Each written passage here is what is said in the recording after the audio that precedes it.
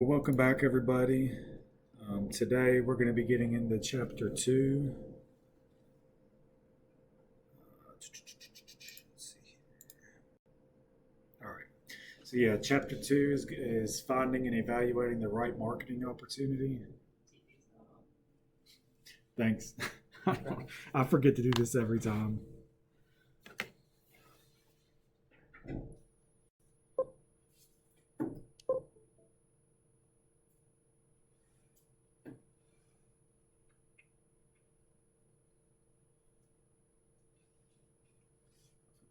All right. That better. Now we can actually see what's going on. All right, so let's try this again. So, chapter two, finding and evaluating the right marketing opportunity. So the first thing we want to talk about is venture failure versus venture success. I think we could all determine what this is. We know obviously sometimes when we have a venture, we succeed, sometimes we fail. Failure or success is going to depend on whether it was a good or a bad opportunity. Obviously, some opportunities are better than others just by nature or timing or whatever it might be. So some opportunities are better than others. Bad opportunities may be caused by an entrepreneur being focused inward, so being too concerned on what's going on internally, on what his thoughts and views are as far as what's going on in the economy or what people's desires are. I know we spoke some in chapter one about you should look inward to try to determine certain things, but there's a good balance there between doing it too much and not enough. So it's still important to look inward, but you don't want to be consumed with looking inward. You still need to be, diversified and look on the outside as well. So don't get confused here with being too focused on being inward. It's still a good thing, but just don't want to become obsessive with it. So an entrepreneur was not listening to the customer's needs. Obviously, we know the customer's needs is everything. Um, that's the whole reason that we're really in business or started the venture in the first place is to try to solve a customer's problems and make their life better or make it easier. An entrepreneur who did not remember that most customers are happy with the products they are currently using. So a lot of times entrepreneurs just think, okay, I've got this product. I'm going to knock this out the park. People are going to love it. They're going to buy from me instead of buying from Joe up the street or whatever. And a lot of times, I mean, think about how it is with us. A lot of times people really are. We're happy. We're in our routine. We know where we're going to go shop. We know where stuff's at in the store. So entrepreneurs just need to just remember that think of how think of it as yourself. So a lot of times this is a good way to look inward. A lot of people are happy with what they're currently doing with the status, whatever the status quo is. So they just need to remember that a lot of customers are already happy. So you're really gonna have to come up with a really good idea or really beat the service, or something that the other person is not doing. Find a competitive advantage in some shape or form. So it's just always good to remember that customers usually are happy with how things are going. A little more on venture failure and venture success. Ultimately, recognizing, discovering, or creating the right opportunity and exploiting it effectively leads to entrepreneurial success. I think that's pretty just common sense there. You want to find the right opportunity at the right time, and you want to act on it. You want to just keep pushing and pushing and pushing, and know that other people, are also out there trying to do the same thing you are. So you just want to really push hard. So that step there is, a lot of that's common sense there. The first task for any entrepreneur is finding a way to separate good opportunities from the bad ones. So how could we go about doing that, separating the good ones from the bad ones? Maybe with the feasibility analysis. Yeah, it's just maybe do a feasibility analysis and just see if the actual idea would be feasible. Maybe just go out and with same thing with the feasibility analysis. We know a lot of that is doing like a concept statement and just getting your idea out there and just seeing what people's reactions are to it. So just to kind of get an idea of what people's thoughts are on it. So that's a couple ways of trying to weave out the bad ones from the good ones. But ultimately, it's a tough process. I mean, a lot of times the decision can be straightforward. A lot of times, and a lot of times it could take months or sometimes even years to determine whether it's a good or a bad one. You really just a lot of times you never know until you actually try and see if it's going to be a good one or a bad one. So a lot of time's the only test that'll tell whether a venture will be a good one or a bad one. So any questions on just from venture failures or venture success or anything you want to add to it or anything? I think I'm good. You're good. So 3 views of entrepreneurial opportunities. So opportunities can either be recognized, discovered, or created. If they're recognized, supply and demand already exist. So what do we mean by supply and demand already existing right here? There's already other people making the products, supplying it. There's already a market for it. Right. So the market already exists. Pretty much is what when opportunity can be recognized. That means there's already supply and demand for it. The customers are buying it, and the people that are producing the goods are producing it and selling them. So the entrepreneur might recognize, okay, I can do it more efficient than they can, whether it be cost efficiency or with more time efficient or whatever it might be. So they recognize an opportunity there and then just beat the competitor based upon whatever that competitive advantage is. So that's when an opportunity can be recognized. If it's discovered, either supply or demand exists, but not both, and the unknown side must be discovered. So let's say the demand is going to exist for a cure for cancer, right? So there's a huge demand for that, but the supply is not there yet. So that's a good example of if you want to make a discovery as an entrepreneur, discover a cure for a disease or a solution to some type of problem. Because like we said before, a lot of being entrepreneurs trying to discover a way to make someone's life better or easier. So that's a good way of trying to discover something as an entrepreneur. Like I said, a cure for a disease is a good example there. Created, and in this case, there's neither supply nor demand that exists already. So both sides must be created. So in this instance, it's really there's no market for it. So you're pretty much you're creating the market. So this actually can go back to these 3 views of entrepreneurial opportunities can kind of relate to what we talked about in chapter 1 with market creation versus market fulfillment. So this kind of goes hand in hand with that. Obviously, the recognized and discovered is more so as the market fulfillment because half of it's there. The discovered is kind of a hybrid of the two, and then the created is going to be more so as a market creation. So this kind of ties in with what we've already looked at from chapter 1 there. So some characteristics of a good opportunity. It creates value for the customers. Obviously, like we said, that's the name of the game right there is creating value for the customers. The customer is going to validate your opportunity. So are they going to see value in it, and are they going to be willing to pay for it? Are they going to be able to pay for it? So remember, we said it's good to look at stuff on the micro and the macroeconomic level with the forces that come against the entrepreneur from the outside. So that's a good way to look at the micro and macroeconomic of the economy there. Because ultimately we want our customers to validate our products, and we want them to see it as being useful or worthy of their time and their money. So what should you do first? Determine whether the opportunity offers significant value to the customer, and find out if the customers are willing to pay for the value you created. So pretty much, does it have value to the customer, and are they going to be willing to pay for it? That's going to be the first step there. And as we know from in our experiential class last semester, the concept statement, that's pretty much what it's doing. Is just saying, hey, this is my product. This is roughly what it's going to be. Would you be interested in purchasing whatever the good or service might be? Next, value comes in various forms.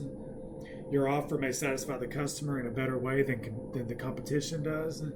Obviously, we can deliver a better or more reliable product or service, or deliver the product or service faster. So once again, just finding a competitive advantage from the on-start is a good thing as well. It's another good characteristic of a good opportunity.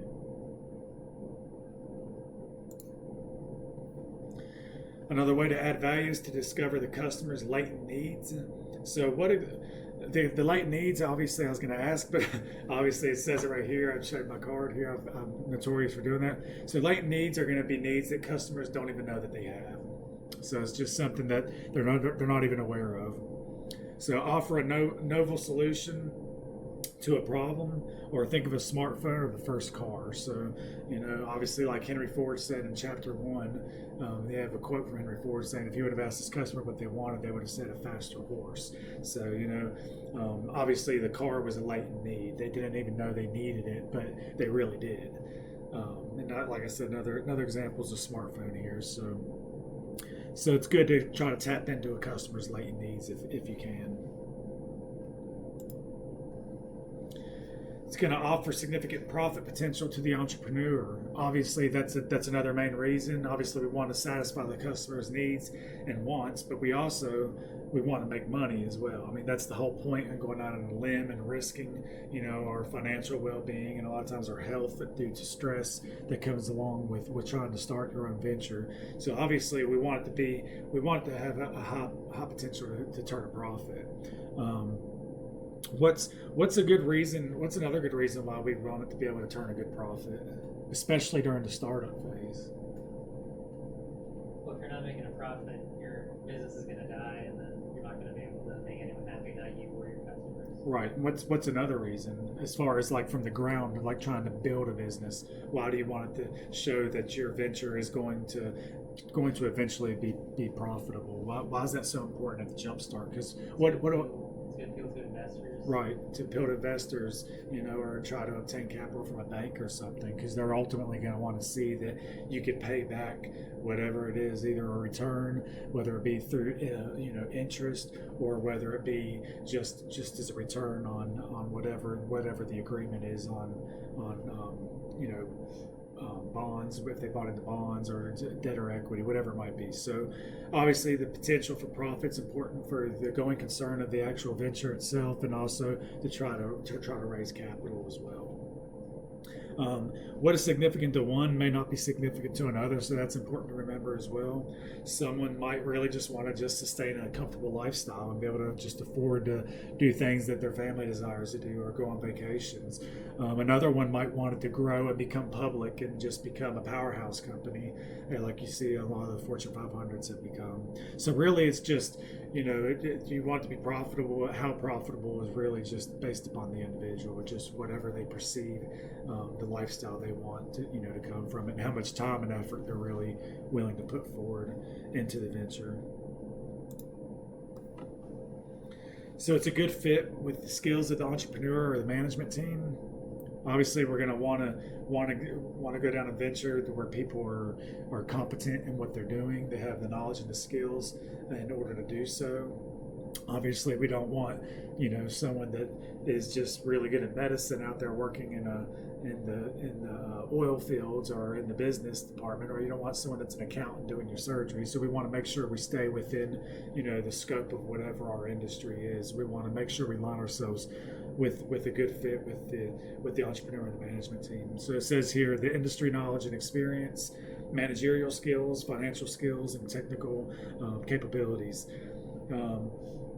Another good thing here to point out here is another good way to bring on these skills is to make sure you have the right team in place, as we've said many times, with having the attorney and the accountant in place to help with those legal regulations and taxes and whatever might be, accounting for the transactions of the business. So always have a good team in place. Another good trait or good characteristic of a good opportunity is sustainability. Is the venture going to be sustainable over time, or is it just going to come and go with a fad? I know we talked about fads are something that doesn't really change how economy works or shifts. Really, fads come and go really quick, so you're not going to want to base the venture upon a fad. So we want it to be sustainable. Whereas the opportunity is going to be durable. So something that we know is going to be there. We know taxes are going to be here no matter what.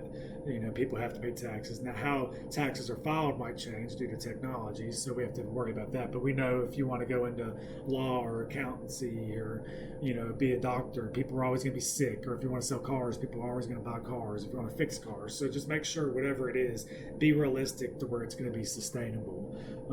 Obviously, if you're piercing into a new industry or creating a new market, then really you don't know how sustainable it's going to be because you're the one that's piercing into that veil. So just the whole goal is to try to have something, build something that's going to be sustainable, because ultimately you want to see it grow. So offer something of value to the customer that a competitor is not able to copy. That's another way of being able to sustain your business. If you keep that competitive advantage up, if you stay one up on your competition, then a lot of times you can stay as a going concern. It can obtain financing. So backers must have confidence in the venture to provide cash investment. So no confidence equals no investment. So right back to it being profitable. We know cash is king in any venture we go about. We say it's for the customer, which obviously it is, because that's ultimately what's going to bring the revenue to the firm. So just have to be able to obtain financing, because chances are most of the economy is living paycheck to paycheck for the most part. I'd say probably 90% of it. So in order to really get the ball rolling on stuff, you really just need to be able to obtain financing and take advantage of all the lower cost channels available to the entrepreneur, like your social media and stuff like that. So those are some of the characteristics of a good opportunity. Is everyone clear on the characteristics of a good opportunity? So now, where to look? Look for structural changes in society through environmental scanning. Remember, we talked a little bit about environmental scanning in the last chapter. Some of the things we really want to pay attention to is social change, economic change, technological change, competitive change, and regulatory change. And if you recall, these are actually the five forces of the external marketing environment for the entrepreneur to take into consideration. So we're coming back to them again here. So social change is going to refer to the alteration in the social order of a society. It may include changes in nature, social institutions, social behaviors, and social relations. Some notable social changes is going to be growing ethnic population, aging population as well. So the baby boomers, we know that was a huge generation there. They're all getting older and are now making their way out of the workforce. Thank goodness. That would open up some job opportunities for us. Time poverty, we spoke on that. A lot of American citizens have got time poverty issues, to where they're just being constantly, their time is just stretched too thin between working 2 and 3 jobs and trying to go to school and balance family life on top of that. Eco consciousness, going green. We all know that the EPA and a lot of these environmentalists are really pushing hard on the going green thing. We see that in litigation, and we see it in Congress. It's all over the place. So going green's a big social change that we see. And experiential population. They're known as trisumers, is what the book refers to them as people just wanting to experience new things. And it specifically talks about ethnic foods in different places, international travel being up. So these are some nice things to try to point out with social change. Why is social change important as far as an entrepreneur is concerned? Social change is always going to be there. It's always going to have different angles going with it. And if you can keep up with it, you can probably spot some pretty good business opportunities to leverage the shifting market. Right.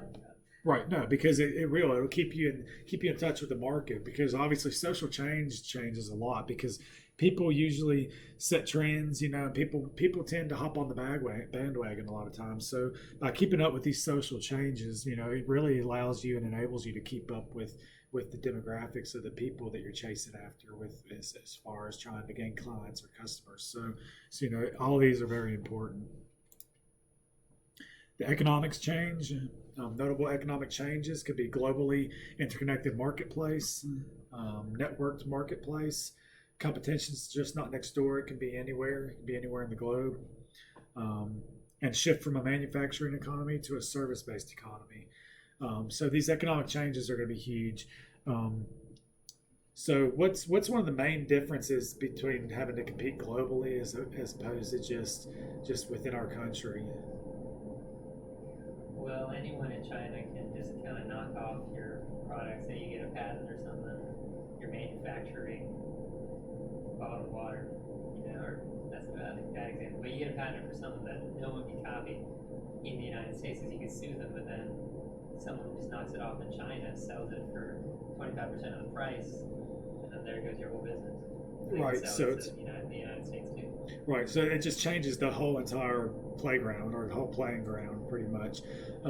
It can have its negative effects and its positive effects. You know, like you said, the competition is going to be a lot more rampant because you got people that can produce things a lot cheaper in different countries where cost is just by nature it's lower, so it's going to be harder to compete.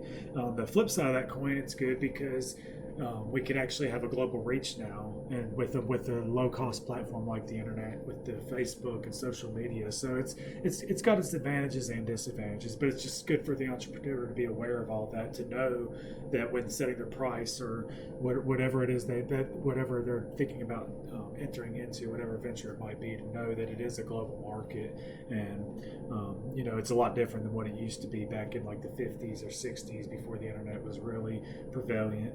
And you know, it's just the whole marketplace has changed nowadays, so it's just good to be aware of that. And also, we shift from a manufacturing economy to a service-based economy. I think we're seeing this. I think technology is being the main driving force behind this. A lot of stuff that once required, you know, manufacturing is now being all done by artificial intelligence and just by big machines and stuff. So really, then the product that we're selling now is more so service as opposed to just manufacturing. And we're seeing this if you go in Michigan and Ohio and up into the what they call it, the steel belt or whatever, the rust belt, whatever it is, where all these manufacturing shops have shut down, and we're seeing the internet, you know, boom, and all these platforms on the internet just boom, all these service industries, just software companies for support, just booming, where all these manufacturing firms are just shutting the doors. So we can see that. So it's good to know with how the economic change is, because that's ultimately going to reflect on your business, and you know, we need to be able to react on how the economy is moving. The technological change, some notable technological changes: nanotechnology, which is just going to be your really small, like microchips, your little computers, really small computer chips.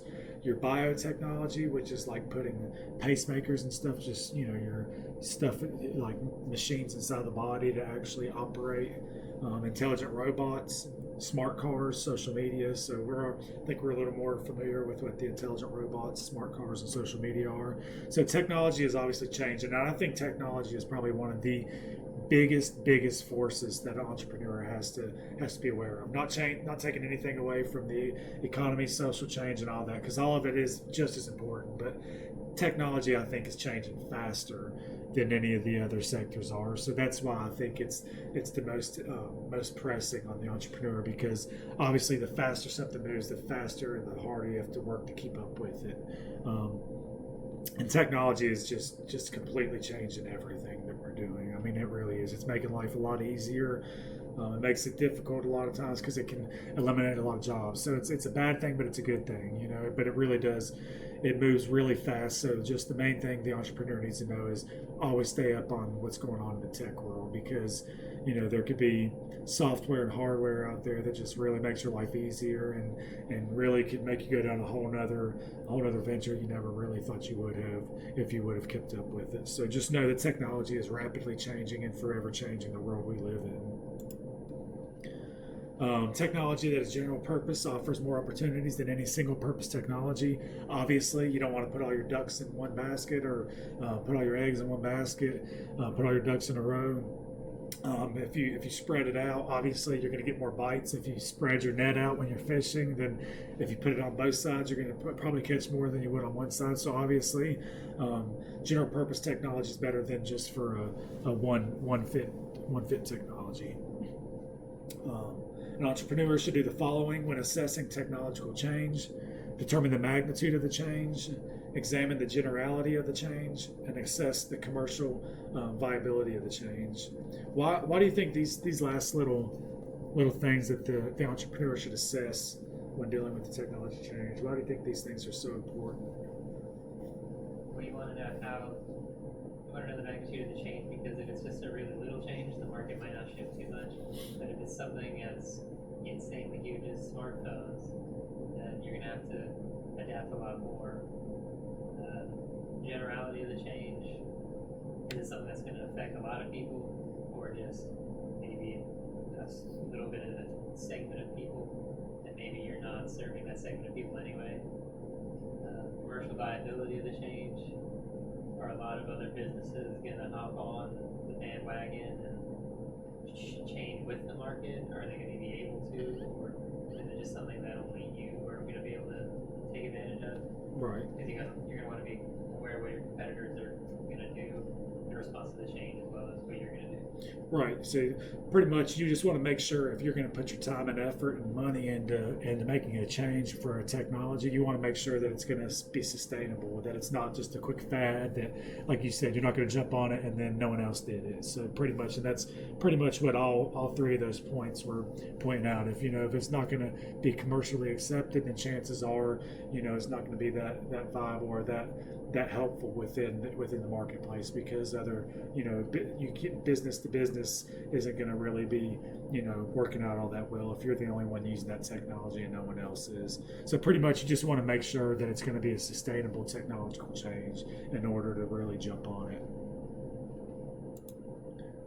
So competitive change, intense local and global competition. Obviously, we know there's always going to be competition anywhere you go. We talked about that last chapter a little bit. Never say you don't have any competition, especially when you're trying to obtain a loan or an investor. So obviously, just no competitions out there on both the local and the global market.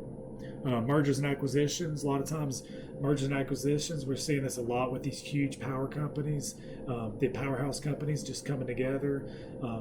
So a lot of times, if they're in different lines of services, they can come together and kind of create a new service, making it more difficult for an entrepreneur who might have wanted to maybe try to create that service but doesn't have the capital or the power that those two huge companies did by coming together. So mergers and acquisitions kind of changes the whole realm of business as well, because we have these huge companies that are coming together for different purposes than what their original purpose was. Even though they're going to still continue most likely their original purpose, they're continuing to grow and take up more of these new market shares and creating new opportunities that usually entrepreneurs could have. So mergers and acquisitions is important. SMEs, does anyone know what an SME is? An SME is a small to medium-sized entity. So that's going to be just a little bit smaller than what your huge corporations are. Those are important because obviously it enables more businesses to keep going. There's different rules that apply to the SMEs as far as financial reporting and some of the tax structure that goes along with them. So it's important to just keep up with SMEs as well. That changes the global market as well with the competitive changes. And intertype competition. Intertype competition is dealing with different industries that now are actually competing with one another, whereas usually it's just within one industry where there's competition. A lot of times there could be different industries competing, whereas maybe one industry is just strictly sells shoes, and another one sells like other sporting goods or shorts or something, and obviously now they're going to be competing with each other. I don't know if that was the best example, but there's different industries that are going to drive different industries, like the oil with gas, obviously, with methane and all that other stuff. The different industries are going to have competition among each other.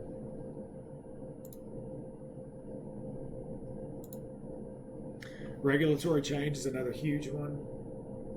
Regulation and deregulation can create opportunities for an entrepreneur. Obviously, if there's going to be regulation that's going to affect, like, say, how water is disposed of. I think the book mentioned something with that. Obviously, I think the author of the book said they had a student that was an engineer, and one of the things they were into was like environmental is what their specialty was. So by the regulation being slapped down on, like, for cleaner water or how they dispose of water, she created this system from some type of an engineering type thing, and obviously it created a whole nother business venture for her for creating that. And it also spoke of how you could actually create like a consulting firm when new regulations come up to ensure that you're going in and doing like field audits and inspections to ensure that they're in compliance with that regulation. So it could open a whole other sector by regulations, because it could bring on consulting services to make sure that you're staying within those regulations. Deregulation obviously can create jobs, because obviously if they back down the EPA, then oil lines can go through without having to worry about offending any of the environmentalists. So that's a good example there. So EPA and opportunities, we touched on that. Internet and cable television market, obviously we know that that's changed a lot, because the internet, what you can place on the internet changes from time to time, from child protection laws to differences on who controls the internet, what domains are out there. Television markets, we know different companies control different networks. They have rules on what they allow to go on their air and stuff. And clean technologies, obviously going green is a huge thing. We discussed about that as well.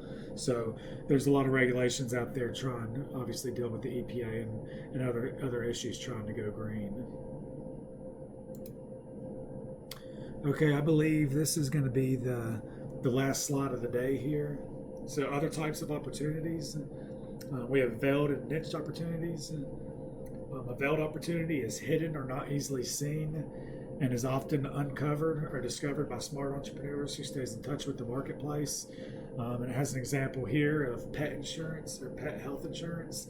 I personally never heard of that until I read this book, but it's actually probably a good thing to know about now, because we are dog owners, my wife and I think everyone knows that vet bills can be extremely expensive if anyone has any pets out there. So what the book says is, it mentions, I believe it was maybe another one of his students, that this lady or man or woman discovered that there was a huge need for parents of dogs and cats and stuff, or just animal owners that want to take care of their pets and stuff, and obviously take them to the vet. So they seen a need for health insurance for animals, and they created a whole other industry, a whole other market. So I thought it was kind of cool. I mean, who would have thought?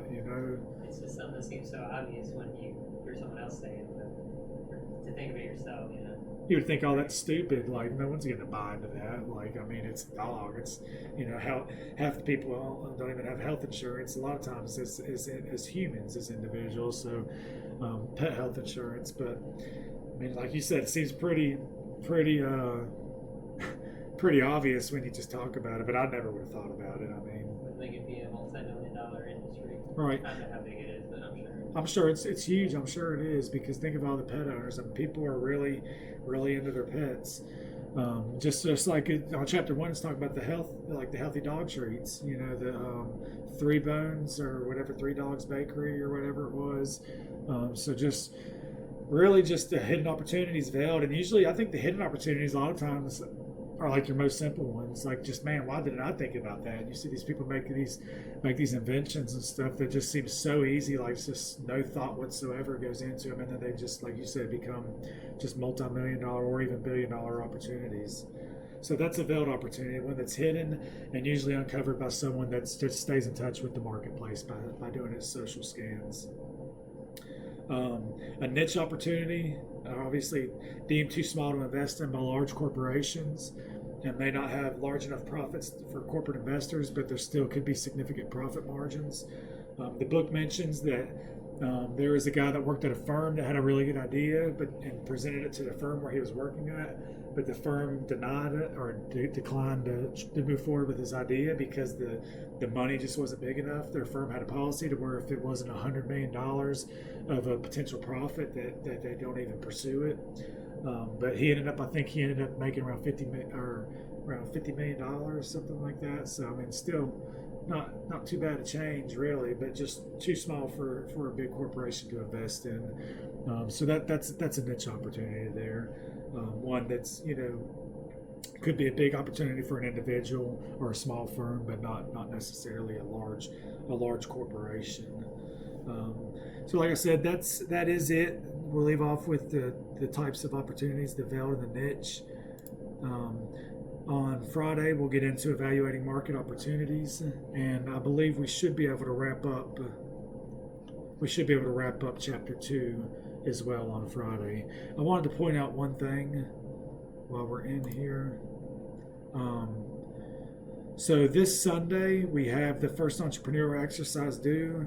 As of right now, I have the second one due on Sunday as well. I'm thinking I'm going to move that out a little bit just since we're just getting started. I'd like to catch us up to where the weeks that we're covering the topic, we're going to be having the work due.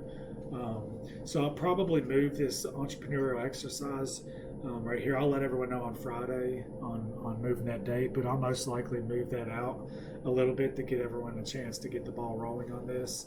And also either Friday or Monday, I'm going to be talking about the marketing plan that we're going to be doing in the class that accounts for 25% of the grade.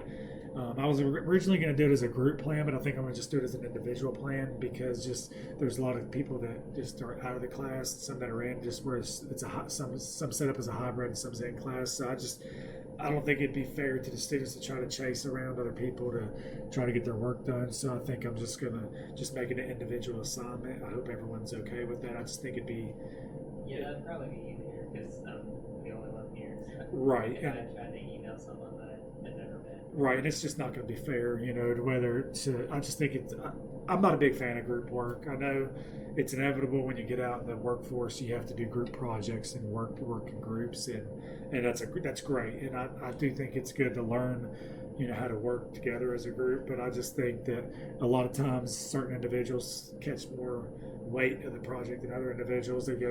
Free riding becomes a very big problem when it comes to group projects. I know I personally dealt with it when I was in school. My teachers seemed to do a decent amount of group projects. I hated it because I always ended up doing more of the work than other people. So I don't like putting students in